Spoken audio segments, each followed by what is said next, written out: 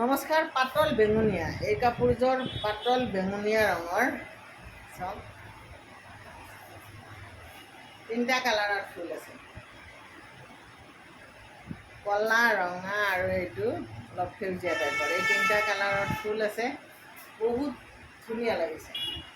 মানে একদম নিশ্চিন্ত মনে ল'ব পৰা ধুনীয়া কাপোৰ এযোৰ। আৰু চাইড পাৰিটো চাওক না, কেনে ধুনীয়া চাইড পাৰি। আৰু ব্লাউজ পিচটোত এইটো থাকিব।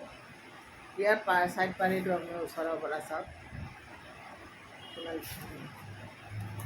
মেখেলাখন চাই লওক। মানে গৰমত পিন্ধাৰ কাৰণে বুইছোঁ দেই। এতিয়া গৰমত বিয়া আহি আছে বহুতকেইখন।